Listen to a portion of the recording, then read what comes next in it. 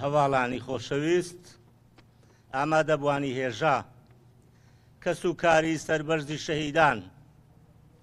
ئەمڕۆ 21 تشرینی دووەم ڕۆژی شەهیدی یەکێتی نیشتیمانی کوردستانە. ڕۆژی نیشاندانی وەفاداریە بۆ ئەو قارەمانانەی کە بێباکانە جانی خۆیان لە پێناو ڕزگاری گەل و نیشتیمانەکەیاندا بەخت کرد. یەکێتیەکان و گەلەکەمان بەگشتی هەموو ساڵێک لەم ڕۆژەدا بە شکۆیەکی زۆرەوە ئەم یادە بەرز ڕادەگرن. بەداخەوە ئەم ساڵ بەهۆی کۆرۆنەی نەگریسەوە،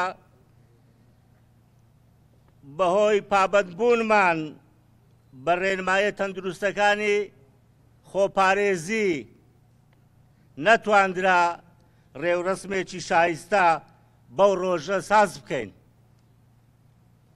بەڵکو تەنها لە وەستانێکی ڕەمزی وەک ئێستا دەبینن بە بێدەنجی لە ئۆرگانەکانی یەکێتی و هەروها لە ڕاگەیاندنەکانیش ئەو یادە دەکەینەوە. 44 ساڵ لەمەوبەر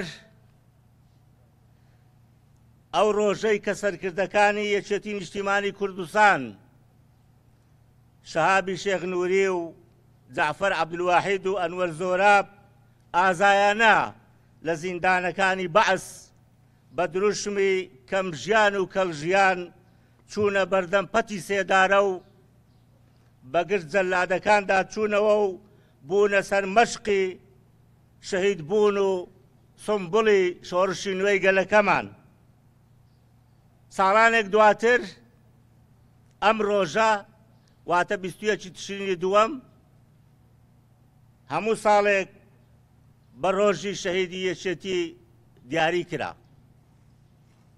یەکێتی نیشتیمانی کوردستان لە ڕۆژی دروستبوونیەوە تا بە ئەمڕۆ دەگا لە زیندانەکانی بەعسەوە تا شەڕی پێشمەرگانە لە ڕوبەڕووبوونەوەی ڕژێمی داگیرکەری بەعس لە شۆڕشی نوێی گەلەکەمانە، لە ڕاپەڕین و دوجار لە شەڕی تیرۆریستانی داعش و لە هەموو لەبەردێکاندا هەمیشە لە پێشەوەی گیانبازی و ڕوبەڕووبوونەوەی دژمنان و داگیرکەرانی بووە کە بۆ ئەمەش تا ئێستا زیاتر لە 20,000 لە ڕۆڵەکانی لە ئەندام و پێشمەرگە و کادیر و سەرکردەکانی کردۆتە قۆچی قوربانی ڕزگاری و سەرفرازی گەلەکەمان.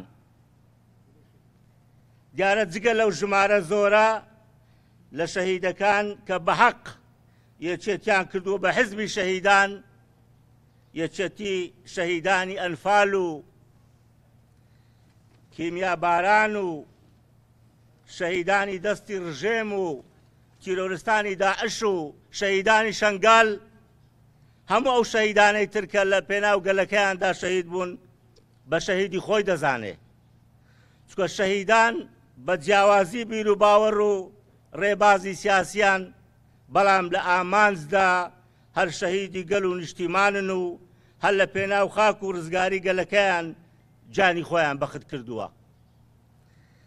ئەمساڵ ڕۆژی شەهیدانی یەکێتی و شۆڕشی نوێی گەلەکەمان لە کاتێکدایە کە بڵاوبوونەوەی نەخۆشی کۆرۆنا و قەیرانی ئابووری و خراپی موچە ژیان و گوزەرانی کەسوکاری شەهیدانی وەک زۆر لە چین و توێژەکانی تر ئەستەم و دژوار کردووە.